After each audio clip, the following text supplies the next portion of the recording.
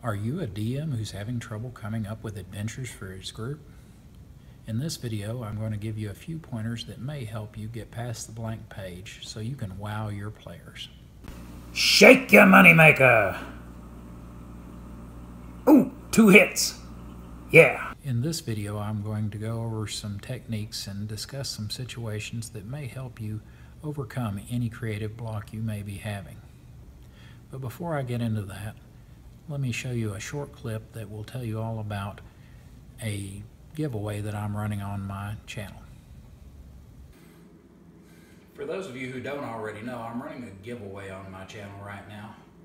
When I reach 100 subscribers, I will be giving away this book of AD&D 2nd edition character record sheets. The book is in like new condition. None of the pages are missing or filled out. And they're all nice and bright, not faded. And all you have to do to register for this giveaway is be one of my first 100 subscribers and you're automatically registered. I'm going to, when I hit 100, I'm going to take my D100, roll it, whatever number comes up. I'll count down the list. If your number comes up, then it's you that gets it. I'll contact you and we'll figure out how to get it to you, how to mail it to you. Okay, now let's dive into what you've come to see, how to come up with your own adventures. All right, from here on out in the video, I'm just pretty much going to talk off the top of my head with a few notes just to remind me not to forget anything and to help me make sure that I don't say anything in such a way that it can be easily misunderstood. Because every person is different and everyone thinks in a different way, I'm going to have to talk in this video in very general and somewhat vague terms. Because what works for me may or may not work for you, and vice versa. I'm going to start off by talking about some of the situations that can affect how you would plan an adventure, and then we'll move on to the techniques just a little bit later on. Situational things that can affect how you'd plan an adventure can include things like the genre and the game system, but both of those are a whole lot less important than the length of the campaign that you're running. Are you running a one-off, where you run just a single session, or maybe 2? Are you running a short campaign, 50 game sessions or less, about a year's worth?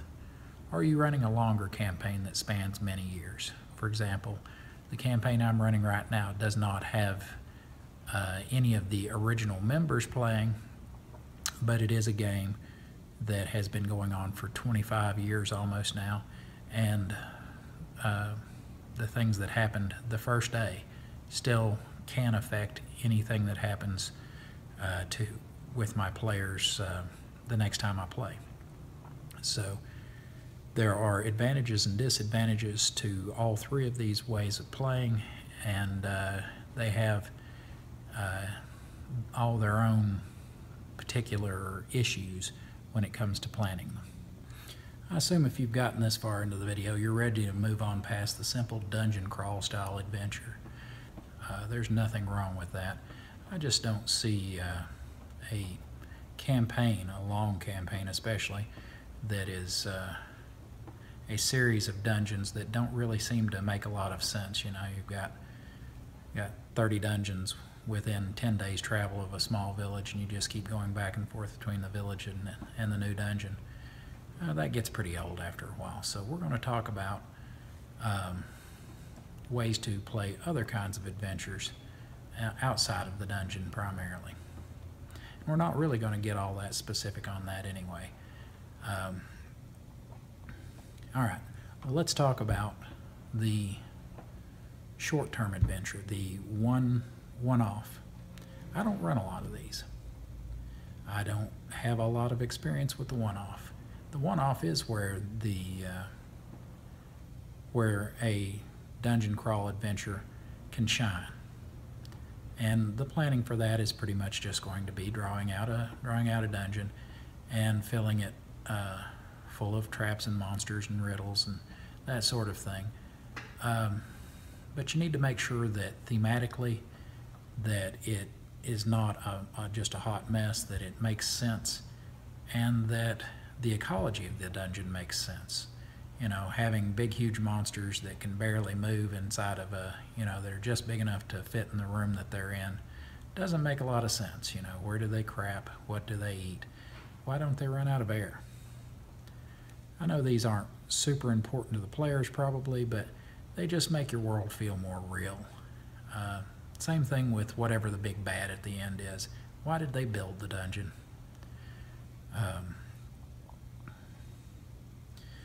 Second, let's move on to the short campaign, where it's a year or less worth of campaign. That kind of game, once again, I don't have a huge amount of experience. I've played in a few, though, and they can be a lot of fun. In those games, you get to know the PCs, the player characters, a lot better than in a one-off. So you can use that knowledge to help plan your game a lot better. And that rolls over into the long-term campaign that is open-ended and is as long as the DM wishes to make it. As long as the DM has the will to DM his game, his or her game, excuse me, the game will go on in some form. That sort of game is actually, in a way, very easy to plan for once it's gotten started, and not so easy to plan for at the beginning. Your players give you a lot to work with, and I'm not saying that you sit down with your players and you say, hey, what exactly do you want to do? I'm just saying that in game, you'll pick up on what they're interested in and what their goals are, and I'll get into that more later on, but that will help drive the campaign.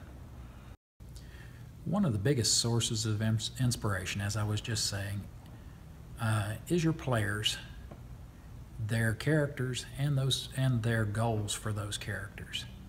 Now, you don't have to give them everything they want.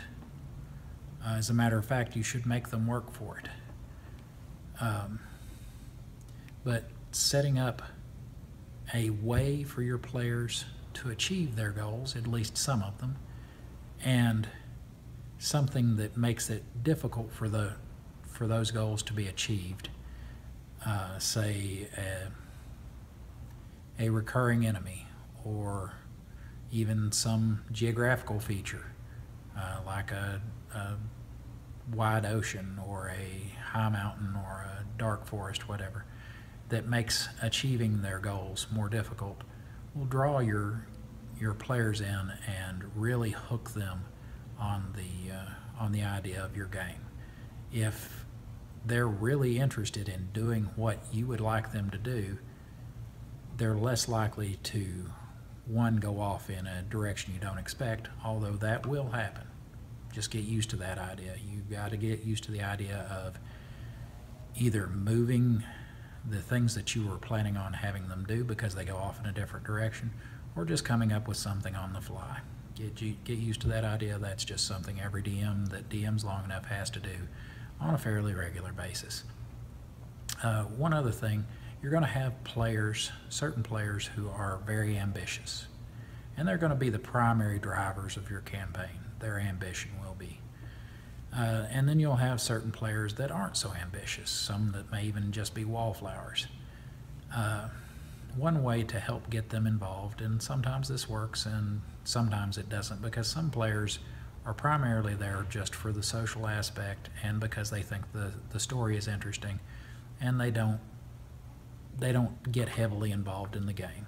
And if they're having fun, that's okay. You know, don't bend over backwards to give them something super special to do, because they're probably not that interested in it to begin with.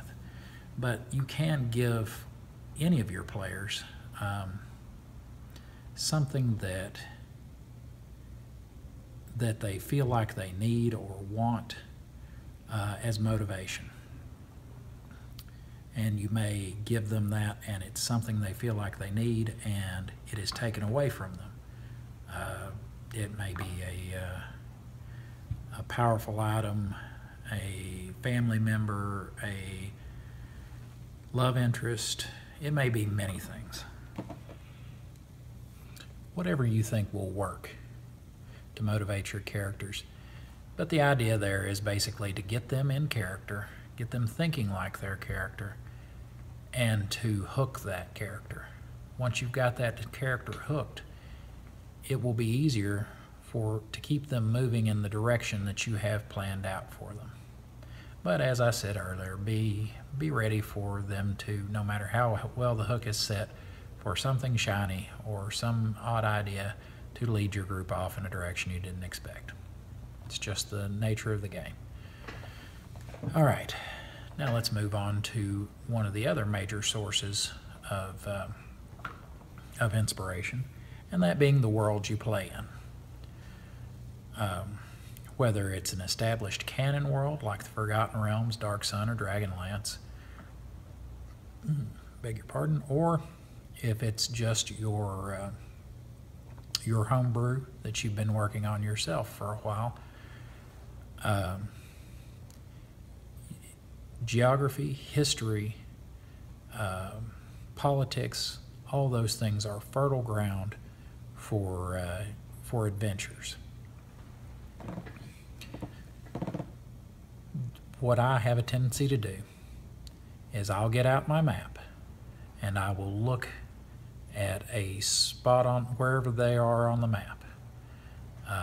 If they are in between adventures, I guess, I'll look around them, look for what's interesting, maybe look for spots that, since I run Dark Sun primarily, I may look for spots that are listed but don't have a whole lot about them. Say,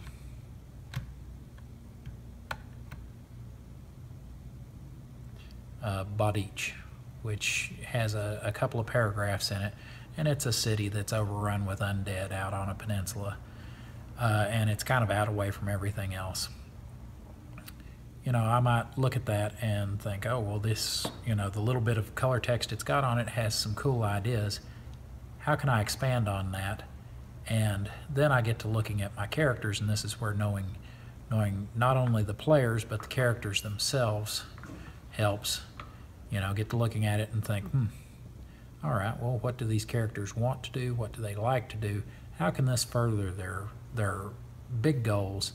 And what can they survive? You know, because when you're talking about a city overrun with thousands and thousands of undead, not just zombies, but more powerful undead as well, this might have to be a daytime trip where they just get caught at the edge of town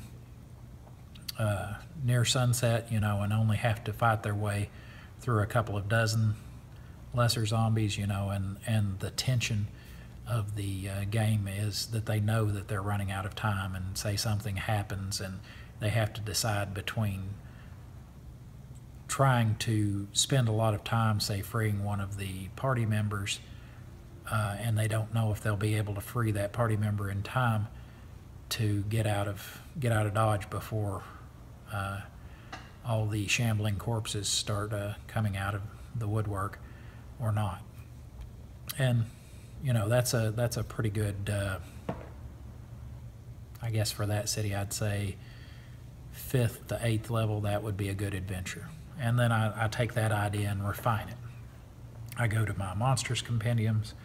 I look for the different kind of undead creatures they might run into there, not just humanoid, but, I beg your pardon, maybe even other kinds, you know, reptilian, other lower mammals, stuff like that, mounts. You know, there's no telling. I may make up a few of my own. I've done a video about that I'll leave a link in the description about how to make your own monsters. You know, just don't limit yourself and let your imagination lead you.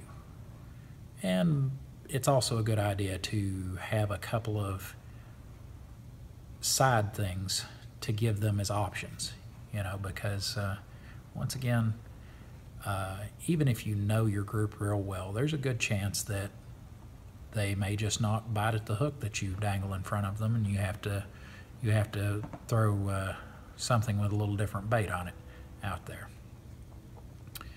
But you know, I use once again, I use my map. Then I'll go to my monsters compendium. I'll look for the monsters that live in the destination area. I'll look for all the monsters that live in the types of terrain that are in between where they are in the destination area, figure out how long the trip is going to be.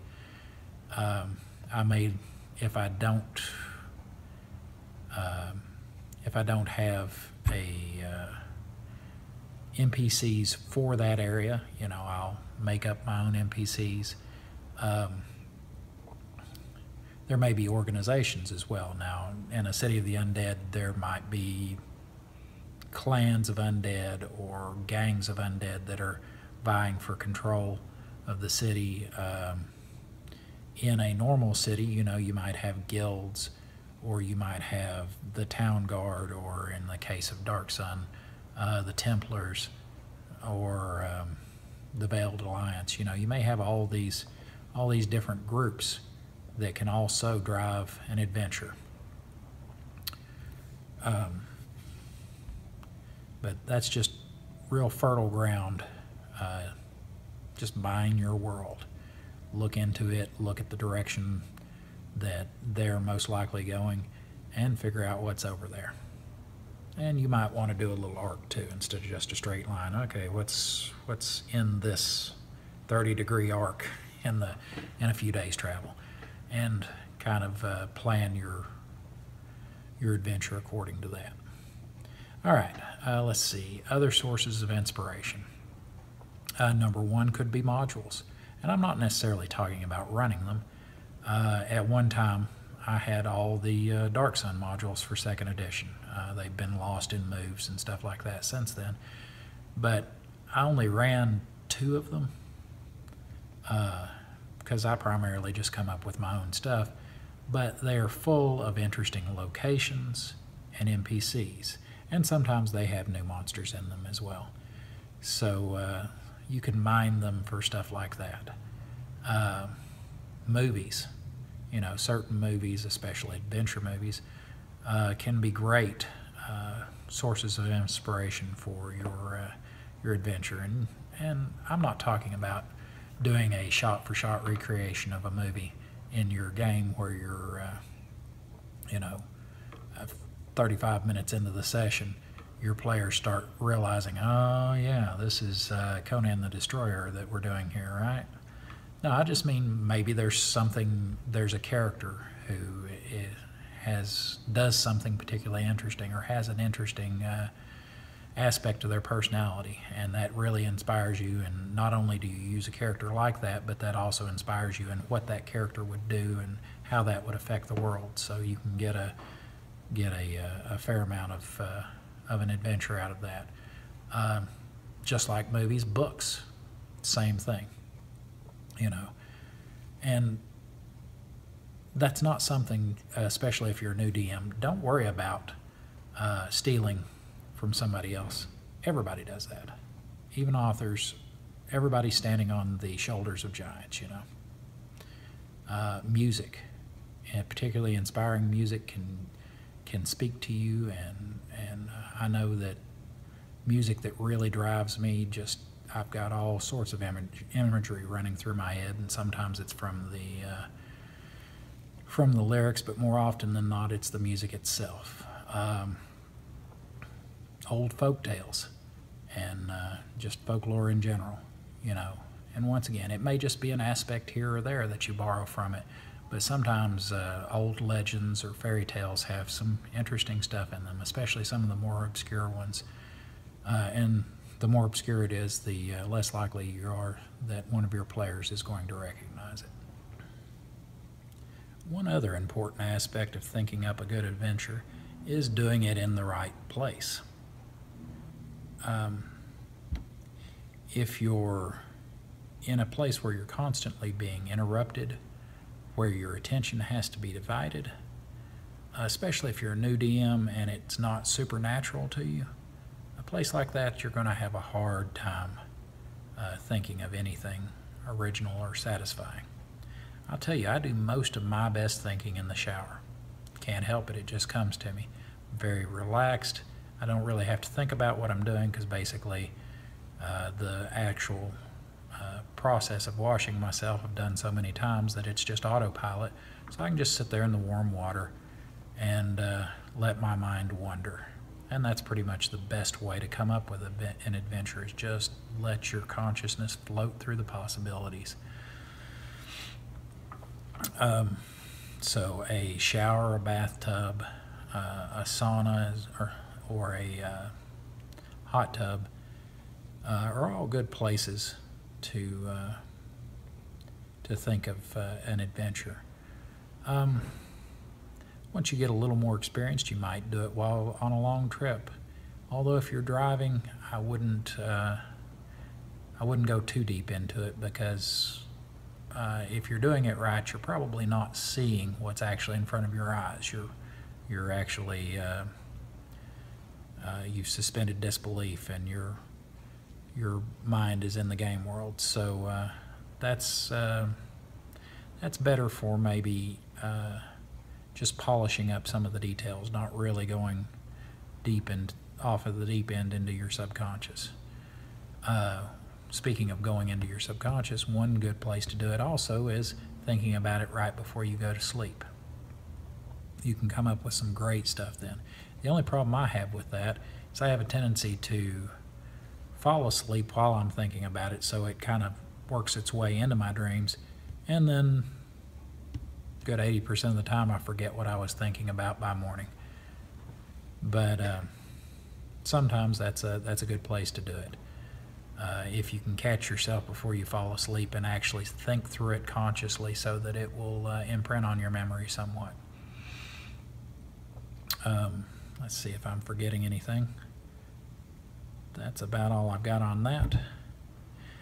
All right, if you're still having trouble, if you're still blocked on this and still haven't quite got the process down, if all else fails, run a module. There are thousands of them out there. A lot of them are really good, and a lot of them might teach you the process of an adventure. You know, how to build the tension, how to hook your characters, how to relieve the tension at the end. There's no shame in running a few modules. Heck, even if your campaign becomes all modules, there's no shame in that. There are plenty of people who have a lot of fun doing that. And remember, that's what the game is actually all about, is people having fun. It's not about being some sort of elitist DM who never touches a module. You know, I don't run modules because I don't really feel a need to, but there's a lot of cool stuff in them.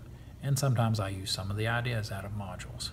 So, you know, I've been at it 25 years. I know people, or I can't say I know them personally, but I know of people that I talk to on Facebook a lot who've been running since, you know, been running D&D since 75, and they still sometimes run modules. So, you know, there's no shame in that.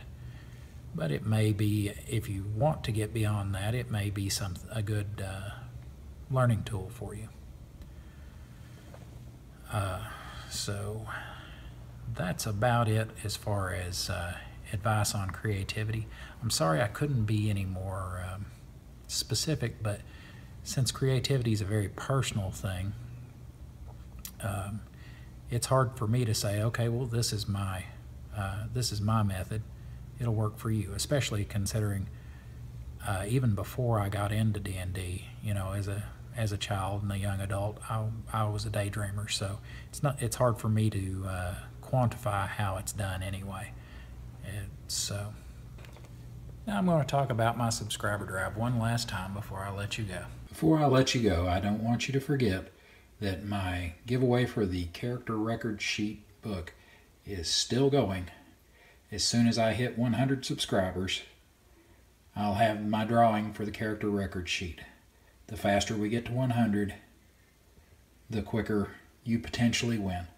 So if you have any videos that you've seen of mine that you think your friends may like, go ahead and share them and encourage them to subscribe, because subscribing is the only way to be entered into the drawing. I hope this video was helpful. If you have any questions, just leave them in the comments down below. And please remember to like, subscribe, and share. Thank you.